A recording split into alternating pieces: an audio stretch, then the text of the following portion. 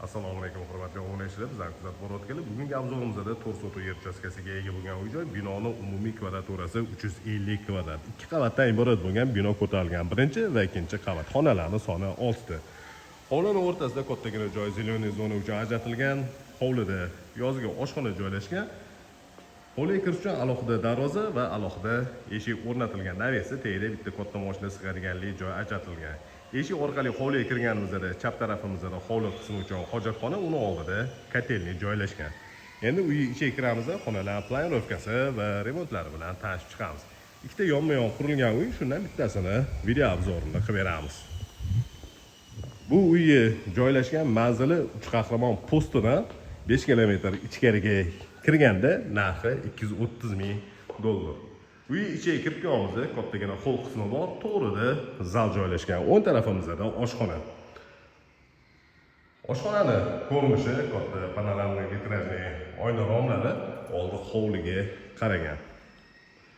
Bu joyda kattagina hol qismi borda ko'rsatayotgan joyimizda venetsiyankada qilingan tig'i zona va bu joyda yumshoq mebelni o'rnatish uchun joy bemalol. Devorlariga attachentali ishlatilgan va patologlarning balandligi 3,5 metrni tashkil qiladi.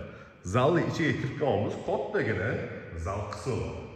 Zalning razmeri uzunasiga 8 metr va eniga 4 metr 60 santimetrni tashkil qiladi. Qo'shni devorlar 1,5 metr tashlab imorat ko'tarilgan. Bu joyda birinchi qavat uchun umumiy sanuzel joylashgan. Kir yuvish mashinasi uchun joylari ham bor, sovuq suvlarni vixtlar chiqarilgan, bide, unitaz, rakvina va vanna o'rnatilgan. Har bitta qavat uchun alohida elektr shitli yig'ilgan. Bu joyda mehmonlar uchun ajratilgan yotoqxona. Bu xonaning razmeri uzunasiga va eniga 5 metrdan. Zinan tagida kladovkasi ham bor. Endi ikkinchi qavatga ko'tarilamiz. Ikkinchi qavatda 4 ta xona joylashgan. Xonalarni o'zingizlar ko'rib turibsizlar, katta bo'lib tushgan xonalar. Demak, mana ko'rsatayotgan joyimda to'pli polli kollektorlari joylashgan. Cherdagi vixti ham shu joyda. O'ng tarafimizda ikkita xona, chap tarafimizda yana ikkita xona joylashgan. 5 ga 5 razmerdagi xonaning ko'rinishi yotoqxona uchun mo'ljallangan.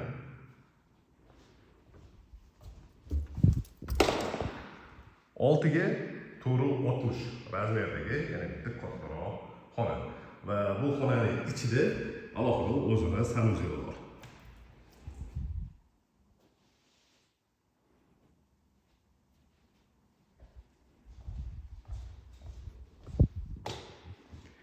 Ikkinchi qavatga ko'tarilganda chap tarafdagi xonalarni ko'rib chiqamiz.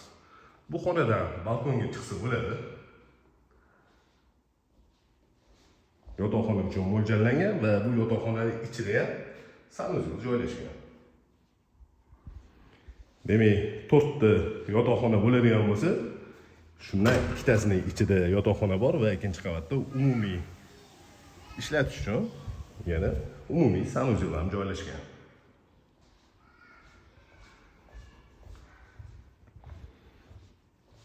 Mana shu sanuzelni ko'rinishi.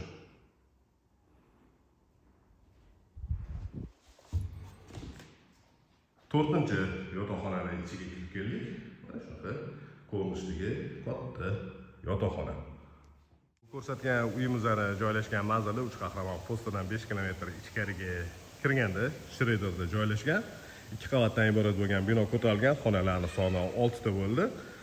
Va uyga narxini ham aytib o'tdik. Bu joyga qiziqarganlar 99 856 70 80 raqamiga bemalol murojaat qilishingiz mumkin.